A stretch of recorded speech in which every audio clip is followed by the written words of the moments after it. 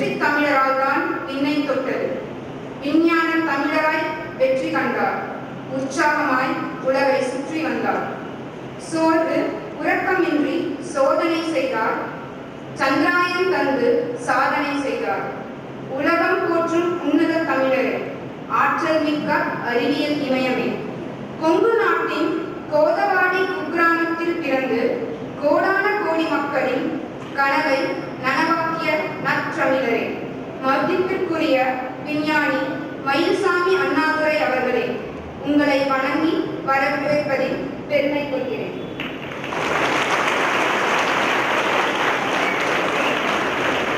மண்ணின் மைந்தராம் நடுநகர் தந்த நல்ல மனிதர், அறிவால் உயர்ந்த அற்புத மனிதர், பண்பாளர், படைப்பாளர், தலைமை ஏற்க வருகை தந்துள்ள எனதருமை சித்தப்பா விஞ்ஞானி பாண்டியன் அவர்களை கனிவோடு வரவேற்கிறேன்.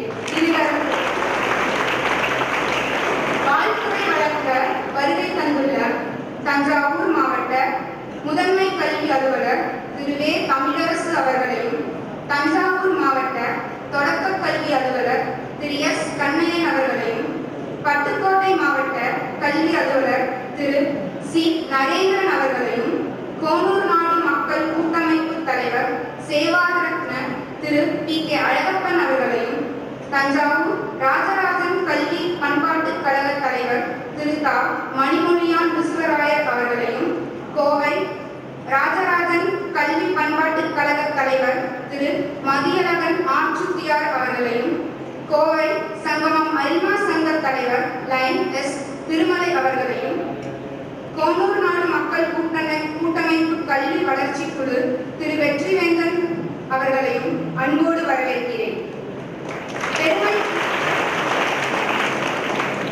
பெருமைக்குரிய சான்றோர் பெருமக்களே, பெற்றோர் ஆசிரியர் கழகத்தின் பொன்னிகர் பொறுப்பாளர்களே, தலைமை சான்ற தலைமை ஆசிரியர்களே, இருப்பார் ஆசிரியர் பெருமக்களே, மலர் கூட்டமாய் திரண்டிருக்கும் மாணவ செல்வங்களே, ஊர் பெரியோர்களே, உறவினர்களே, நண்பர்களே, அனைவரையும் வருக வருக என அன்போடு வரவேற்கிறேன். கோனூர் நாடு பகுதியில் உள்ள அனைத்து பள்ளிகளிலும் 100% தேர்ச்சியையும், மேலும் அனைத்து மாணவர்களும் 85% அதிகமான மதிப்பெண் பெற வேண்டும் என்பதே எங்கள் நிறுவனத்தின் நோக்கம். இதற்காகவே இவ்விழாவினை தொடர்ந்து நடத்தி வருகிறோம். நல்ல மதிப்பெண் பெறுவதன் மூலம் சிறந்த கல்லூரிகளில் பயின்று கொய்யுண்டார்கோட்டை மற்றும் கற்காடிப்பட்டி அரசு பள்ளிகளில் படித்து இங்கு அமர்ந்துள்ள விஞ்ஞானி பாண்டியன் அவர்களைப் போல விஞ்ஞானிகளாகவும், இவ்விழாவின் நாயகனான என் தந்தையை போன்ற தொழிலதிபர்களாகவும், இங்கு வீற்றிருக்கக்கூடிய முதன்மை கல்வி அலுவலர்களைப் போல உயர் அதிகாரிகளாகவும் மற்றும் பல்வேறு துறைகளிலும் சாதனை படைத்து கோனூர் நாடு மேன்மையடைய உங்கள் கல்வி தரத்தினை உயர்த்தி கொள்ள முயற்சியுங்கள். இதற்கு பெற்றோர் ஆசிரியர் கழக தலைவர்களும் ஆசிரியர் பெருமக்களும் உறுதுணையாக இருக்க வேண்டுமாய் கேட்டுக்கொண்டு எங்கள் அழைப்பை ஏற்று இவ்விழாவை சிறப்பித்துக் கொண்டிருக்கும் அனைவருக்கும் என் மனமார்ந்த நன்றி. நம்முடைய பகுதி கிராமங்களின் பள்ளிகள் பற்றிய பள்ளி விவரங்களை அளிப்பதில் பெருமைப்படுகிறோம். கோனூர் நாடு 18 கிராமங்களில் உள்ள பள்ளிகளில் மேல்நிலைப் பள்ளிகள் 4, உயர்நிலைப் பள்ளிகள் 3, நடுநிலைப் பள்ளிகள் 2, தொடக்கநிலைப் பள்ளிகள் 15மாக பலவாறு பள்ளிகள் அமைந்துள்ளன. மேற்கண்ட பள்ளிகளில் 9, 10, 11, 12ஆம் வகுப்புகளில் பயிலும் மாணவர்கள் எண்ணிக்கை மட்டும் தோராயமாக 1215 பேர். தலைமை ஆசிரியர்கள் உட்பட ஆசிரியர்கள் மற்றும் பெற்றோர் ஆசிரியர்கள் என 132 பேர் பணியாற்றுகின்றனர். தேர்ச்சி வீதங்களாக இடைவெளி கல்வி தேர்ச்சி, அதாவது 10வது பள்ளி தேர்ச்சி, வடக்கூர் வடக்கு 100%, சோழபுரம் மேற்கு 100%, ஆதரக்கோட்டை 100%. இவை மூன்றும் உயர்நிலைப் பள்ளிகள். அண்மையில் தரம் உயர்த்தப்பட்ட உயர்நிலைப் பள்ளிகள். அடுத்ததாக தெற்கூர் அரசு மேல்நிலைப்பள்ளி சார்பாக 10ஆம் வகுப்பில் 100%, வைனார்கோட்டை அரசு மேல்நிலைப்பள்ளி 95%, மாத்தூர் அரசு மேல்நிலைப்பள்ளி 89%, கருகாடிப்பட்டி அரசு மேல்நிலைப்பள்ளி 86%, அடுத்து மேல்நிலை கல்வி தேர்ச்சி ஹையர் செகண்டரி ரிசல்ட்ஸ் தெக்கூர் அரசு மேல்நிலைப்பள்ளி 99% பெற்று பகுதியில் முதலிடத்தில் பெற்றுள்ளது. கல்காணிப்பட்டி அரசு மேல்நிலைப்பள்ளி 92%, கொய்யம்பார்பட்டி அரசு மேல்நிலைப்பள்ளி 86%, ஆத்தூர் அரசு மேல்நிலைப்பள்ளி 85% என நல்ல தோற்றத்தை உடைய எண்களை உடைய தேர்ச்சிகளாக பெற்றிருக்கிறார்கள். அனைவருக்கும் வாழ்த்துக்களை தெரிவித்துக் கொள்கிறோம். மேல்நிலை கல்வி தேர்வில் 1000 மதிப்பெண்களுக்கு மேல் 11 மாணவர்கள், உயர்நிலை கல்வி தேர்வில் 400 மதிப்பெண்களுக்கு மேல் 75 மாணவர்கள் மதிப்பெண்களை பெற்றுள்ளனர். மேல்நிலை கல்வி தேர்வில் பாச்சூர் மாணவர் ஒருவர் பொருளியல் பாடத்தில் 200க்கு 198 மதிப்பெண் பெற்றும் தெக்கூர் அரசினர் மேல்நிலைப்பள்ளி மாணவர் ஒருவர் கணித பாடத்தில் 200க்கு 198 மதிப்பெண் பெற்றும் மாநில அளவில் 3ஆம் இடத்தில் உள்ளார்கள். இடைநிலை கல்வி தேர்வில் 100க்கு 100 அறிவியல் பாடத்தில் 39 மாணவர்களும், சமூக அறிவியல் பாடத்தில் 8 மாணவர்களும் ஆக 47 மாணவர்கள் பெற்றிருக்கிறார்கள். இங்கு பரிசுக்குரிய மாணவர்களாக 85% மேல், அதாவது மேல்நிலை கல்வியில் 1025க்கு மேலும் 8 மாணவர்களும், இடைநிலை கல்வி தேர்வில் 425க்கு மேல் 52 மாணவர்களும், இடைநிலை பாடங்களில் அதாவது 10ஆம் வகுப்பு பாடங்களில் 100% தேர்ச்சி பெற்ற மாணவர்கள் 47 பேரும், மேல்நிலை பாடங்களில் மாநில அளவில் 3ஆம் இடம் என்ற 2 மாணவர்களும், 2 நடுநிலைப்பள்ளி மாணவர்கள் 8ஆம் வகுப்பில் சிறப்பிடம் பெற்ற 2 மாணவர்களும் தெரிவு செய்யப்பட்டுள்ளார்கள். பரிசுகளுக்கு உரிய அனைத்து நிலையில் 111 மாணவர்கள் தெரிவு செய்யப்பட்டுள்ளனர். இவர்களில் தெக்கூர் அரசு மேல்நிலைப்பள்ளியில் மட்டும் 51 மாணவர்கள், வயதார்பட்டி அரசு மேல்நிலைப்பள்ளியில் 17 மாணவர்கள், ஆத்தூர் அரசு மேல்நிலைப்பள்ளியில் 13 மாணவர்கள், வடக்கூர் வடக்கு அரசு மேல்நிலைப்பள்ளியில் 11 மாணவர்கள், சோழவரம் மேற்கு அரசு உயர்நிலைப்பள்ளியில் 9 மாணவர்கள், ஆதனக்கோட்டை அரசு உயர்நிலைப்பள்ளியில் 6 மாணவர்கள், கல்காணிப்பட்டி அரசு மேல்நிலைப்பள்ளியில் 4 மாணவர்கள், மண்டலக்கோட்டை அரசு ஒன்றிய மேல்நிலைப்பள்ளியில் 1 மாணவர், கத்தரைக்கோட்டை ஊராட்சி ஒன்றிய மேல்நிலைப்பள்ளியில் 1 மாணவர் என 111 மாணவர்கள் தெரிவு செய்யப்பட்டுள்ளார்கள். மேற்கண்ட வெற்றிகளுக்கும் சாதனைகளுக்கும் அரும்பாடுபட்ட பள்ளி தலைமை ஆசிரியர்கள், அனைத்து பாட ஆசிரியர்கள், ஏனைய பாட ஆசிரியர்கள், பெற்றோர் ஆசிரியர் கழக தலைவர்கள், பெற்றோர்கள், மாணவர்கள் என அனைவரும் பாராட்டுக்குரியவர்கள்.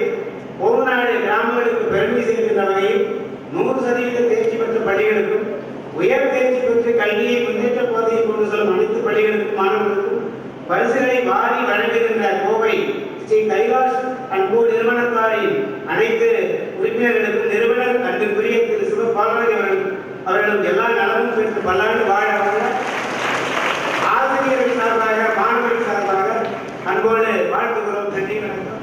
மதிப்பிற்குரிய சகோதரர் தர்மராஜன் அவர்களே, மதிப்பிற்குரிய சகோதரர் ராமியன் ஊராட்சி மன்ற தலைவர் அவர்களே,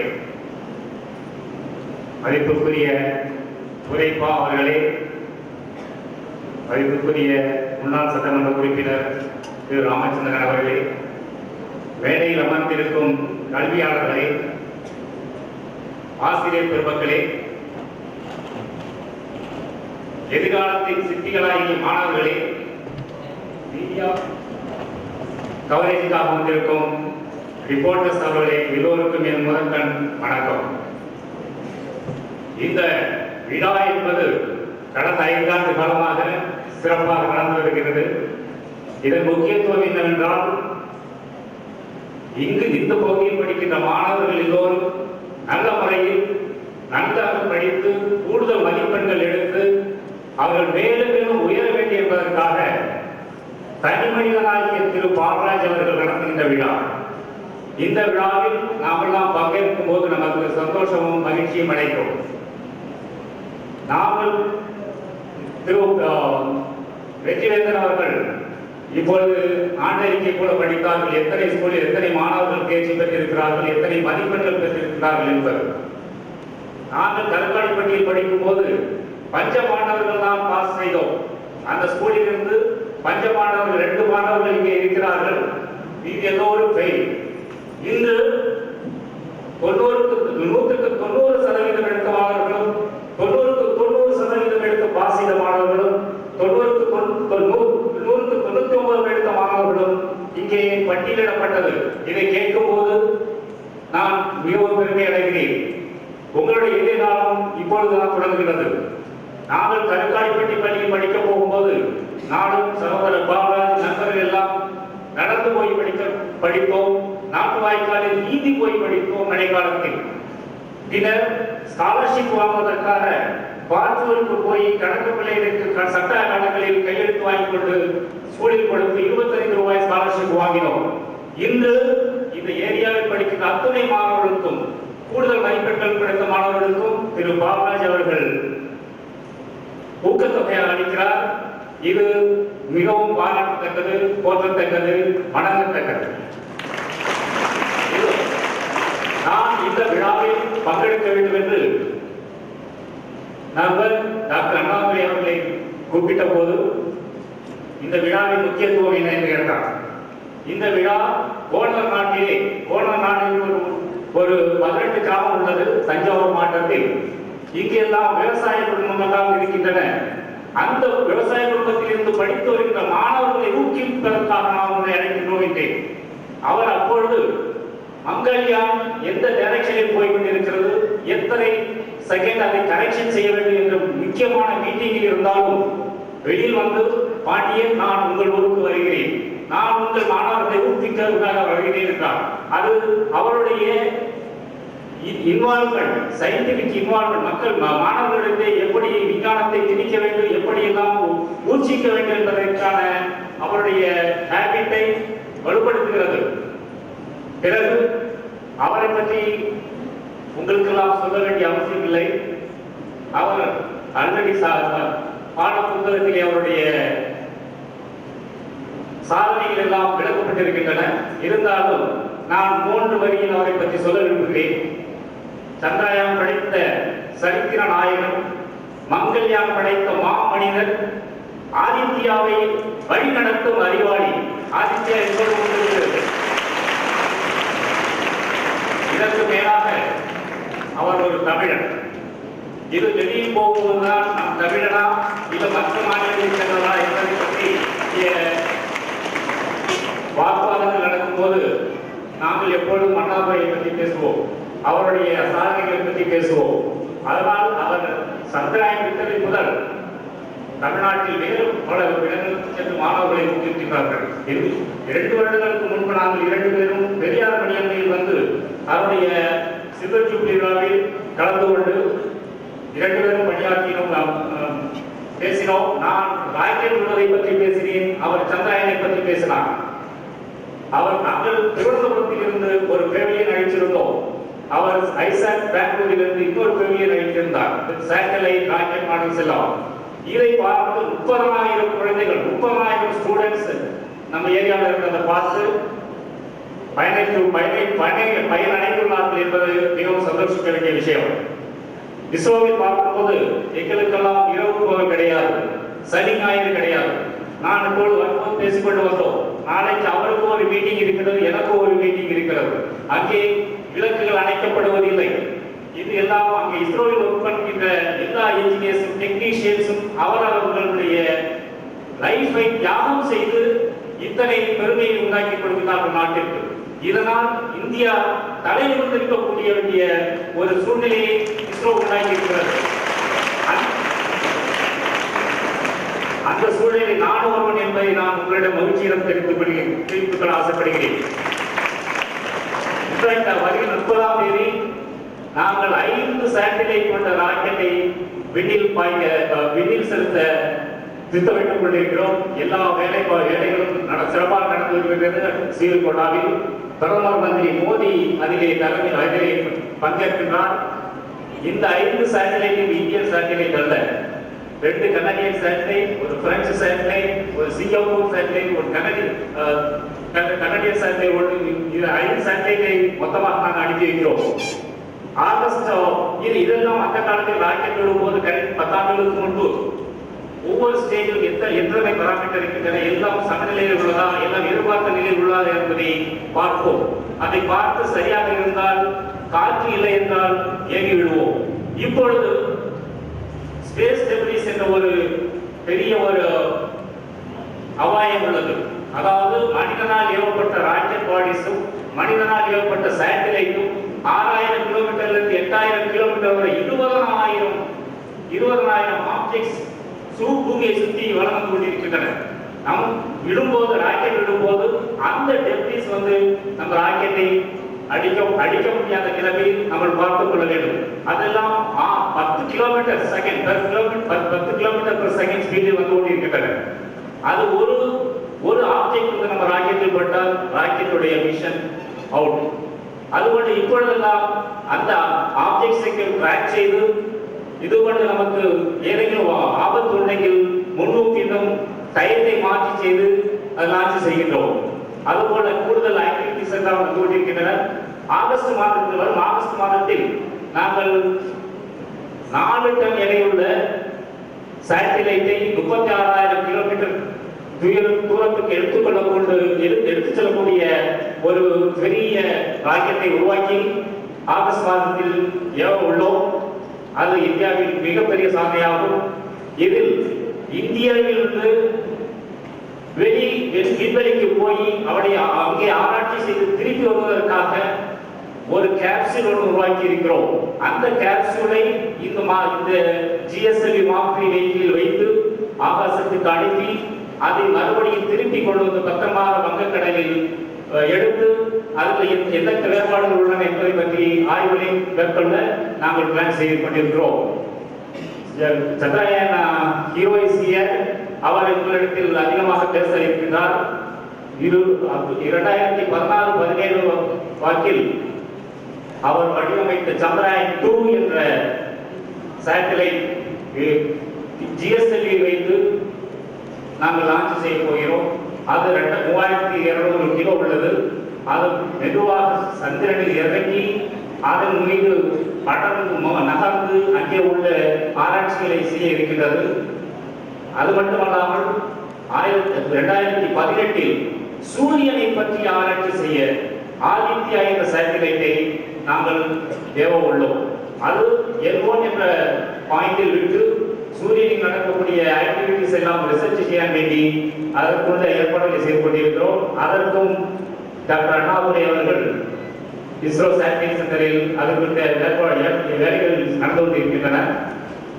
எல்லாம் எதற்காக சொல்ல வருகிறேன் என்றால், நீங்கள் எல்லாம் இதை போல நாளை ஒரு விஞ்ஞானியாக ISRO போன்ற ஆர்கனைசேஷன் ஜாயின் செய்து இந்த நாட்டிற்கும் வீட்டிற்கும் பெருமை சேர்க்க வேண்டும் என்பதற்காக தான் இதை சொல்லுகிறேன். நீங்கள் சயின்டிபிக் அட்வான்ஸ்மெண்டை பார்த்தீர்கள். ரைட் பிரதர்ஸ் நீங்கள் எல்லாம் கேள்விப்பட்டிருக்கிறீர்கள். ரைட் பிரதர்ஸ் 1903ஆம் ஆண்டு விமானத்தை கண்டுபிடித்தார். அவர் கண்டுபிடித்தது ஓவர்நைட்டில் அல்ல. அவர் எவ்வளவோ முறை முயற்சிகள் செய்து ஒவ்வொரு முயற்சியும் ஃபெயிலாகி கொண்டே இருந்தது.